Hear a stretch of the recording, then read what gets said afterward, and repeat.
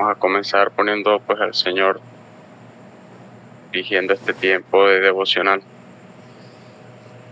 Gracias, Señor, te damos por este día, esta mañana que nos permites nuevamente reunirnos los varones desde temprano para estudiar tu palabra, y te damos gracias porque a través de estos meses nos ha permitido ir estudiando el libro de Génesis, y pues nos has guiado, Señor, en el entendimiento de tu palabra, Señor, y la comprensión de estas verdades que son fundamentales para nuestra vida, Señor, y los misterios que de otra manera no podríamos conocer. Te damos gracias por todos aquellos hermanos que nos han guiado en estas reflexiones, Señor, y porque hasta aquí pues nos ha permitido llegar. Te pedimos que en el día de hoy también seas propicio a nosotros y nos permitas tener un buen entendimiento del pasaje que estaremos estudiando el día de hoy, Señor. Estas verdades, Señor, aunque son eventos narrativos, podamos aprender, extraer de ella los principios bíblicos que son importantes para nuestra vida de piedad, Señor, tanto para nuestra doctrina como para nuestra vida práctica. Que podamos honrarte y glorificarte como también lo hicieron estos hombres del pasado, que para nosotros hoy son un ejemplo, Señor, tanto en las cosas que hicieron de manera correcta como en aquellas en las que fallaron, Señor, para que nosotros también aprendamos a no caer en los mismos errores, Señor. A ti sea el honor y la alabanza. En nombre de Jesús, amén. Bueno, hermanos, para los que van entrando, les comento que realmente que el pastor está en una habitación con otros hermanos, entonces no va a poder estarse comunicando, pero va a estar atento allí a la enseñanza, escuchando lo que hablamos. Y bueno, nos encontramos con el último capítulo del libro de Génesis. Ya llegamos al final de este libro. Y bueno, para este punto creo que es bueno recordar todo lo que Dios nos ha hablado a través de este libro, ¿no? Y a mí me parece que es sorprendente pues que en tan solo un libro se condensen tantas verdades fundamentales para la teología, ¿no? Que se desarrolla a través de toda la revelación, y que pues además hasta el día de hoy nos son útiles a nosotros, a todo creyente, para fortalecer nuestra vida de piedad, ¿no? Como lo son, por ejemplo, el origen del hombre, la entrada del pecado en el mundo, la misma promesa del Mesías en Génesis 3:15, ¿no? Y pues entre otras muchas verdades que allí se nos presentan.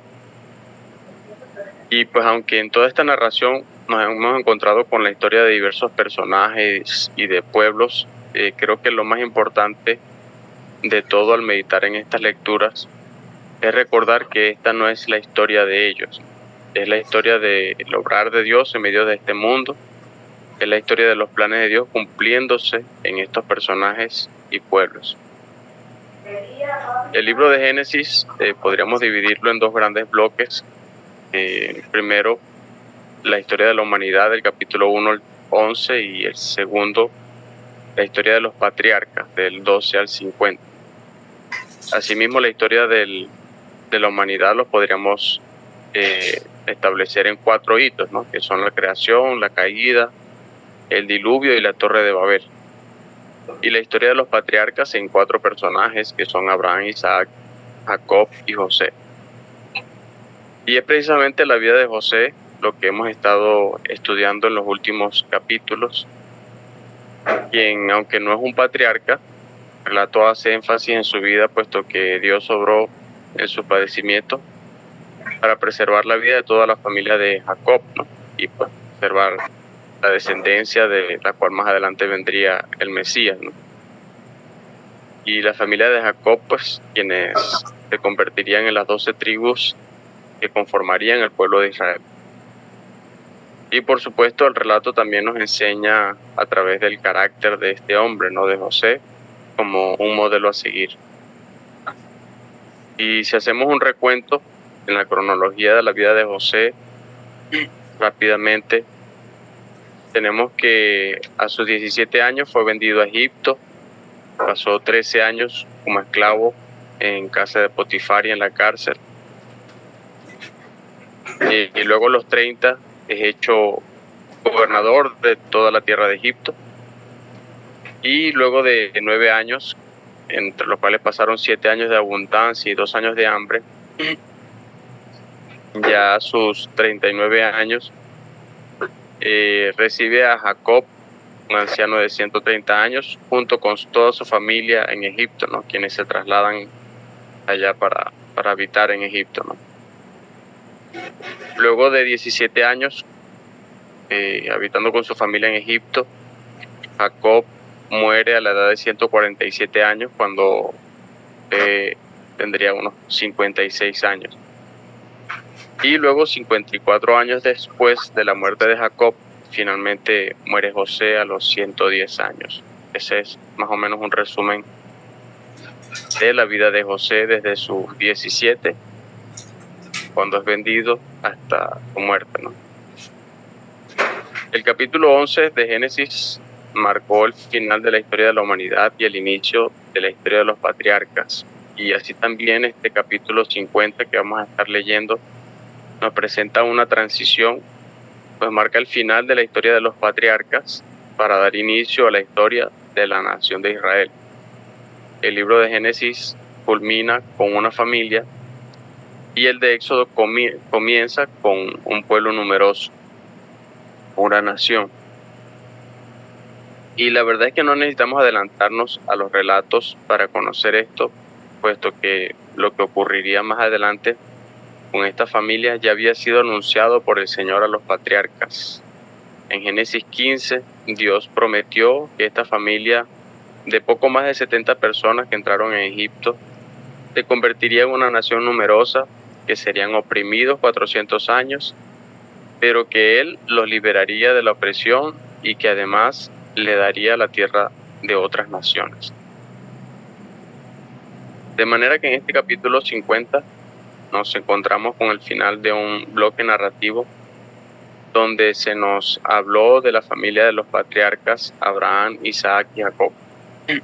Y para este punto, la familia está compuesta por Jacob, sus hijos, las esposas de sus hijos y los hijos de sus hijos, quienes habitan en Egipto, en la tierra de Gosén.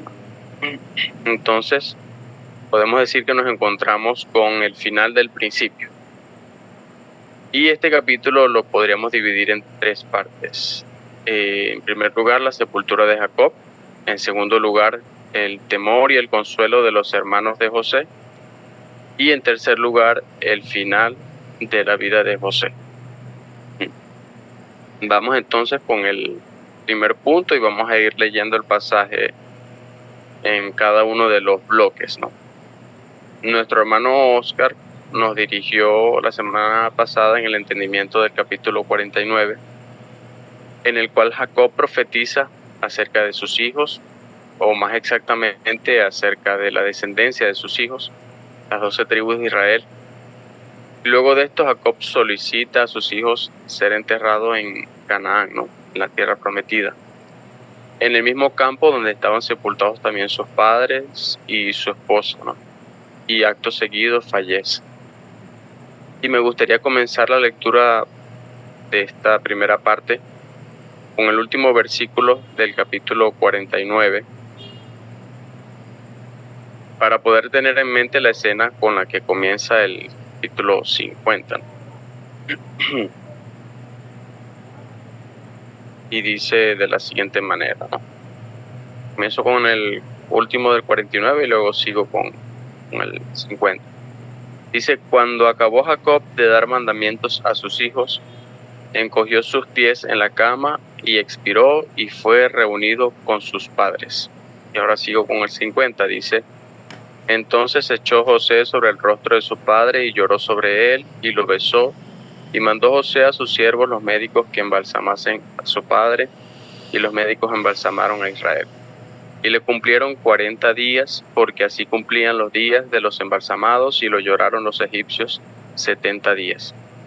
Y pasados los días de su luto, habló José a los de la casa de Faraón, diciendo: Si he hallado ahora gracia en vuestros ojos, os ruego que habléis en oídos de Faraón, diciendo: Mi padre me hizo jurar diciendo: He aquí que voy a morir en el sepulcro que cavé para mí en la tierra de Canaán, allí me sepultarás. Ruego pues que vaya yo ahora y sepulte a mi padre y volveré. Y Faraón dijo: Ve y sepulta a tu padre como él te hizo jurar. Entonces José subió para sepultar a su padre, y subieron con él todos los siervos de Faraón, los ancianos de su casa, y todos los ancianos de la tierra de Egipto, y toda la casa de José y sus hermanos, y las casas de su padre. Solamente dejaron en la tierra de Gosén sus niños y sus ovejas y sus vacas. Tuvieron también con él carros y gente de a caballo, y se hizo un escuadrón muy grande. Y llegaron hasta la era de Atad, que está al otro lado del Jordán, y endecharon allí con grande y muy triste lamentación. Y José hizo a su padre duelo por 7 días. Y viendo los moradores de la tierra, los cananeos, el llanto en la era de Atad, dijeron: Llanto grande es este de los egipcios. Por eso fue llamado su nombre Abel Misraim, que está al otro lado del Jordán. Hicieron pues sus hijos con él según les había mandado, pues lo llevaron sus hijos a la tierra de Canaán, y lo sepultaron en la cueva del campo de Macpela, la que había comprado Abraham, con el mismo campo para heredad de sepultura, de Efrón el Eteo, al oriente de Mamre. Y volvió José a Egipto, él y sus hermanos, y todos los que subieron con él a sepultar a su padre, después que lo hubo sepultado. Bueno, aquí tenemos pues lo que ocurre después de la muerte de Jacob, y comienza diciendo que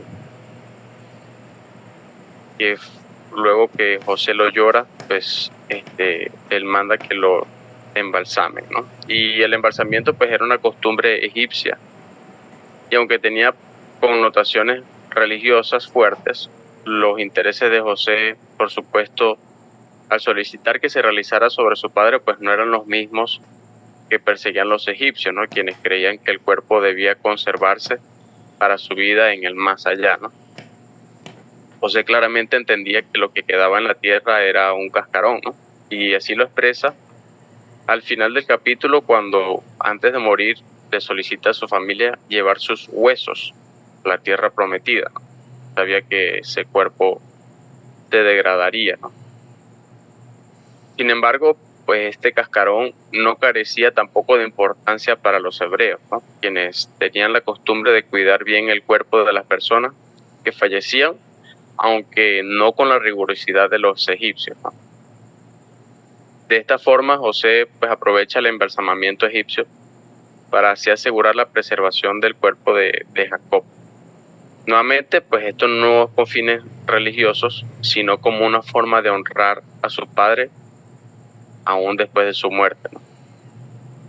Y podemos ver que todavía pasados los 40 días del embalsamamiento, los egipcios lloraron a Jacob por 70 días. Y esto creo que puede parecernos algo extraño, dado que Jacob era un extranjero y además era de una familia con un oficio aborrecible para los egipcios, ¿no? Como ya lo vimos anteriormente en capítulos anteriores. Sin embargo, él también era el padre de José, quien no solo era el gobernador de todo Egipto y el segundo al mando solo después de Faraón, sino que había sido el responsable de la preservación de toda la nación, de manera que los egipcios, dicho coloquialmente, le debían la vida, ¿no? Claro que entendemos que todo esto lo hizo Dios, pero para los egipcios había sido José quien les había preservado la vida, ¿no? Y luego de guardar luto, José le solicita a Faraón que le permita cumplir la promesa que le había hecho a su padre, ¿no? De llevar su cuerpo a Canaán, a la tierra prometida. Y el Faraón no se opone a la solicitud de José, ¿no? Podemos pensar que, pues siendo José el gobernador de Egipto, tendría esta libertad. Sin embargo, debemos recordar que José había llegado a Egipto como esclavo, y su cargo, por lo visto, no implicaba que él tuviese la libertad de ir y venir a donde quisiera, ¿no? Así creo que nos lo hace ver el tono de la solicitud. Sin embargo, Faraón no solo le permitió ir, sino que envió con él a sus siervos, los ancianos de su casa y a todos los ancianos de la tierra de Egipto, ¿no? Y esto no por seguridad, ¿no? Pues lo contrario habría enviado soldados, ¿no? Sino que envió a los principales de entre los egipcios, ¿no? A los hombres de mayor importancia como representantes de la nación en esta ceremonia en honor a Jacob por su muerte. Y vemos que se hizo una gran procesión, ¿no? Con una multitud muy numerosa, tanto de los egipcios como de la familia de Jacob. Pues de estos últimos además se nos dice que quedaron en Egipto solo sus niños y su ganado.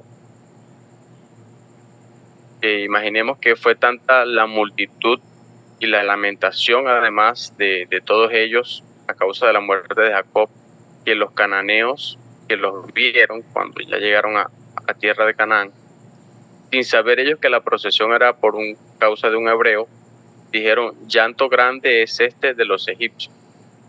Y para ellos fue tan impactante esta escena que llamaron así aquel lugar, ¿no? Abel Misraim, que significa llanto de Egipto. Allí en ese lugar, pues José hizo duelo por 7 días.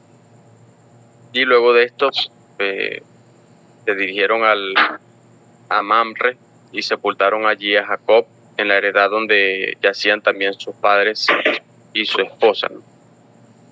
Y luego José y todo el cortejo regresan a Egipto, ¿no? Según nos relata el pasaje. En segundo lugar, tenemos relato ya una vez ellos han regresado a la tierra de Egipto, ¿no? Y una vez allí, dice el pasaje que los hermanos volvieron a considerar si José tomaría represalias por haberle vendido cuando era un muchacho, ¿no? Y esto pues nos indica que ellos consideraban que la condescendencia que José había tenido hacia ellos podía ser en razón a no traer mayor sufrimiento a su padre, dándole a sus hijos el pago por sus acciones. Así que una vez muerto Jacob, no habría nada que refrenara a José de castigarlos por el mal que le habían causado, ¿no? Dice así los versículos 15 al 21. Viendo los hermanos de José que su padre era muerto, dijeron: quizás nos aborrecerá José y nos dará el pago de todo el mal que le hicimos. Y enviaron a decir a José: padre mandó antes de su muerte diciendo: así diréis a José, te ruego que perdones ahora la maldad de tus hermanos y su pecado, porque mal te trataron. Por tanto, ahora te rogamos que perdones la maldad de los siervos de Dios de tu padre. Y José lloró mientras hablaban. Vinieron también sus hermanos y se postraron delante de él y dijeron: henos aquí por siervos tuyos. Y les respondió José: no temáis, ¿acaso estoy yo en lugar de Dios? Vosotros pensasteis mal contra mí, mas Dios lo encaminó a bien, para hacer lo que vemos hoy, para mantener en vida a mucho pueblo. Ahora pues no tengáis miedo, yo os sustentaré a vosotros y a vuestros hijos. Así los consoló y les habló al corazón. Pues en el pasado, cuando los hermanos de José fueron a comprar alimento a Egipto, antes de que José se diera a conocer a ellos, estos ya habían reconocido haber pecado contra José al haberle vendido, ¿no? Génesis 42. Sin embargo, esta aparente constricción que vemos en Génesis 42, así como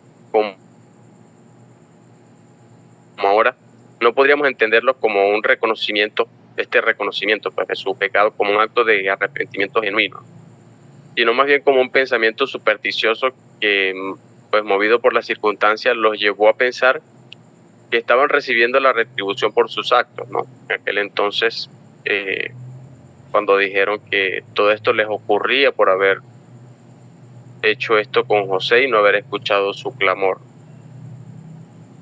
Y en aquel entonces, en Génesis 42, luego de darse a conocer a ellos, José les había dicho, más adelante en Génesis 45, les dijo: no os entristezcáis ni os pese haberme vendido acá, porque para preservación de vida me envió Dios delante de vosotros. No me enviasteis vosotros no me enviaste acá vosotros, sino Dios. Habitarás en la tierra de Gosén y allí te alimentaré. Y hasta este punto ya han pasado 17 años en los que José pudo haberles pagado el mal que le hicieron. Y en lugar de ellos, los ha sostenido, tal como lo había prometido 17 años atrás.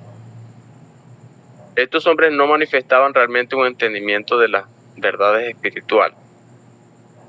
Pues a través de una mentira, como lo hacen ahora, afirmando que su padre antes de su muerte había ordenado a decir a José que perdonara la maldad de sus hermanos, ellos buscaron el favor de José, un favor que ya llevaban 17 años recibiendo.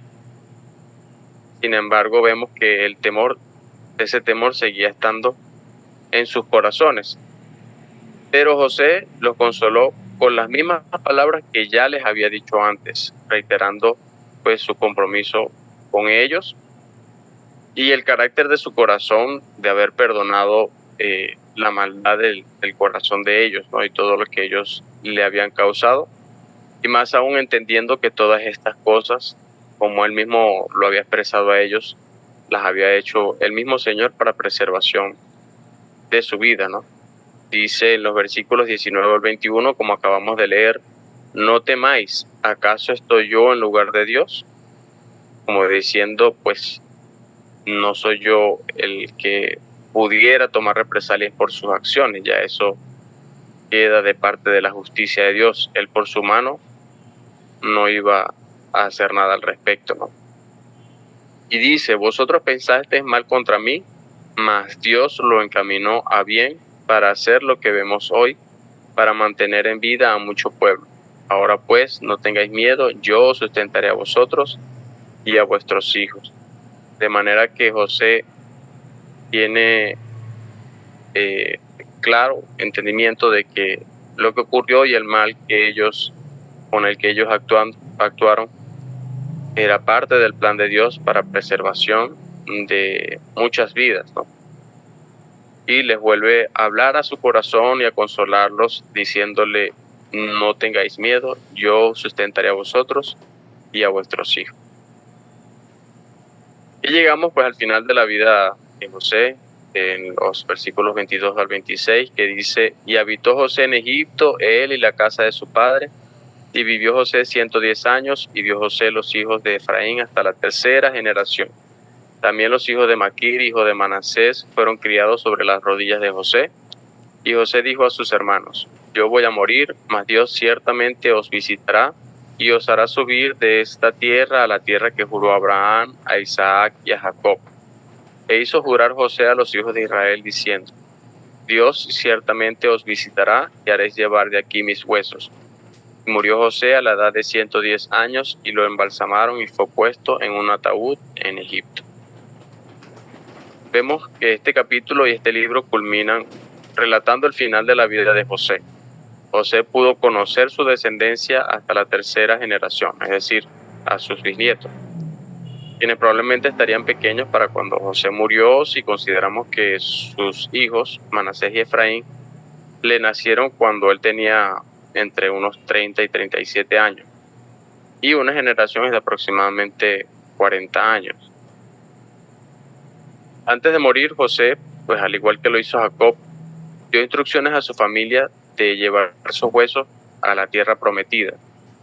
Y es importante resaltar que José no dejó que el tiempo ni las riquezas de este mundo le hicieran perder la vista del pacto de Dios con sus padres, y también así guía a su familia a recordar las promesas del pacto. Yo voy a morir, mas Dios ciertamente os visitará y os hará subir de esta tierra a la tierra que juró a Abraham, a Isaac y a Jacob.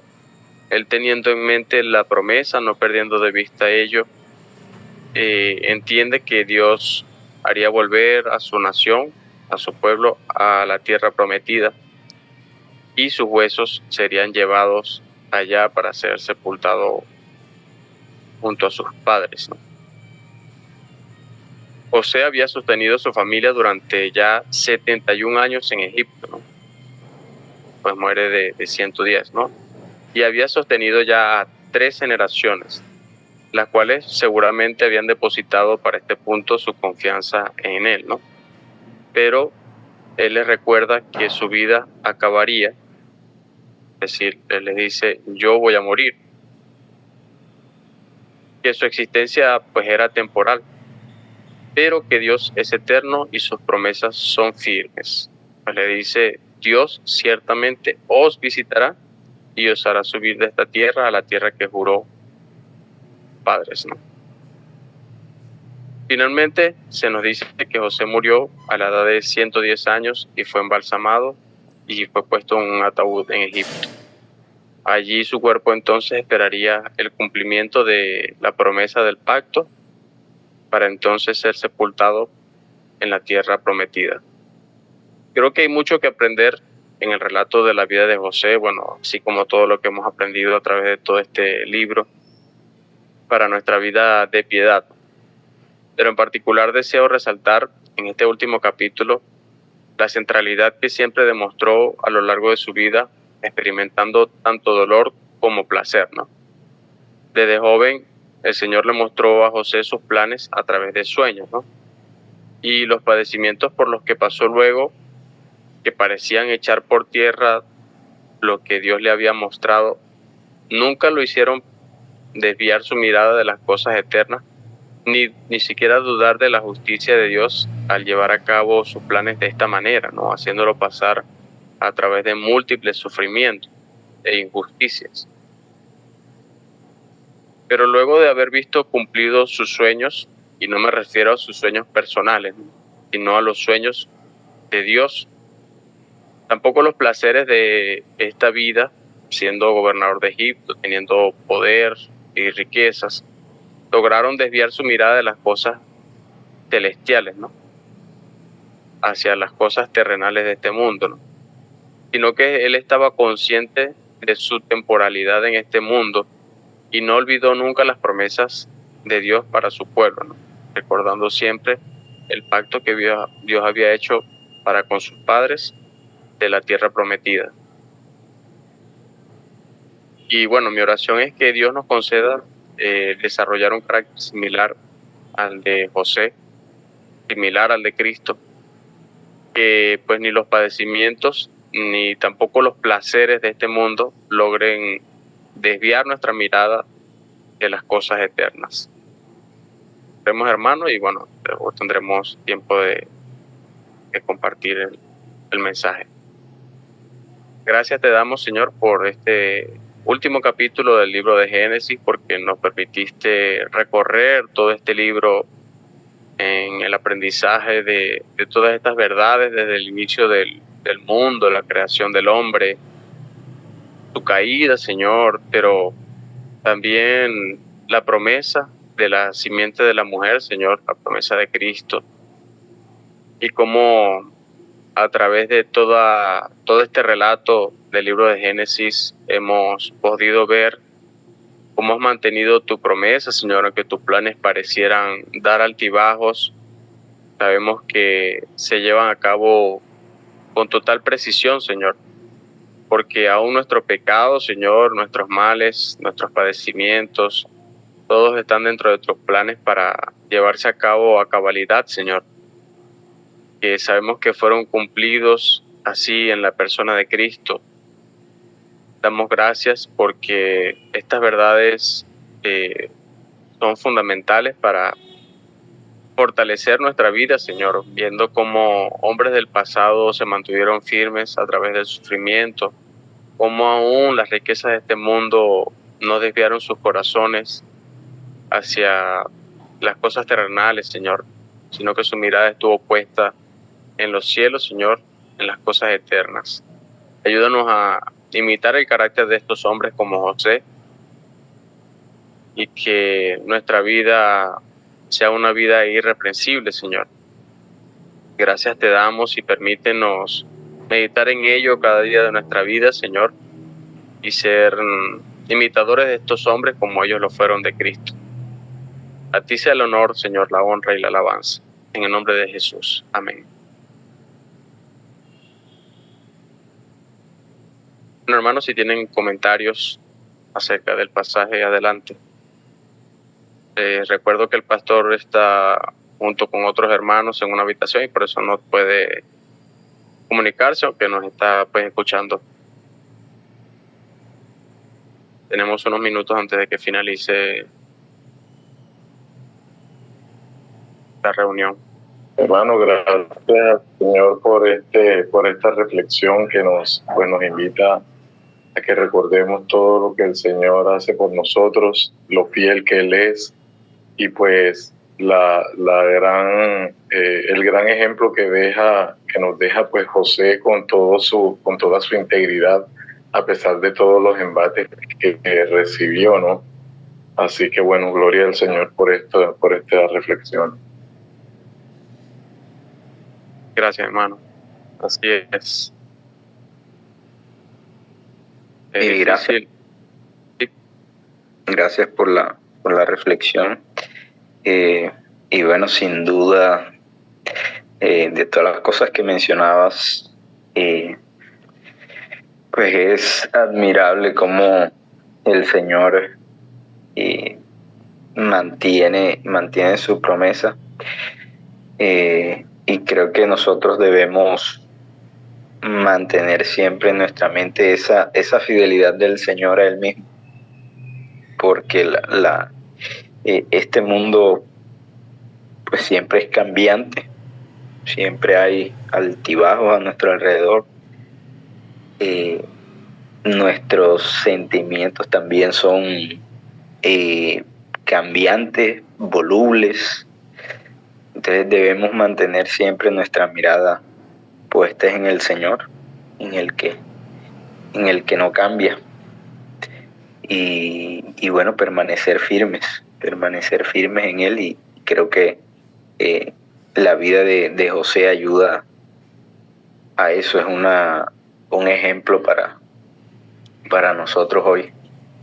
Siempre será vigente leer esas páginas de Génesis, como podemos nosotros también sostenernos mirando solo al Señor. Así es, mi hermano. Y sí, bueno, como he comentado anteriormente, a veces nos parece como sencillo leer estas cosas, estos relatos, cuando ya todo se cumplió, ¿no? Pero pensar que para ellos se iba cumpliendo en medio de padecimientos y sufrimientos debió ser difícil, como para nosotros pensar en las promesas futuras, ¿no? La glorificación. Y mantenernos firmes, pues creo que estos pasajes nos ayudan a tomarlas a ellos, los hombres, como ejemplo, ¿no? Para confiar en las promesas futuras, que para nosotros sus promesas ya son pasadas, pero para ellos no faltaría mucho para cumplirse todavía, ¿no? Y aún así confiaron en las promesas que Dios había hecho a esta generación. Bueno, ya en un minuto finaliza la reunión, que vamos a despedirnos. Feliz día a todos, hermanos. Bendiciones. Bendiciones providenciales para todos. Feliz día para todos. Buen día. Mi hermano. Muy buen día, Señor. Bendiciones a todos.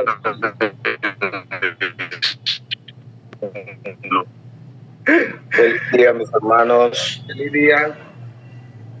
Gracias, Moisés. Muchas gracias, mi hermano. Bueno. Espere.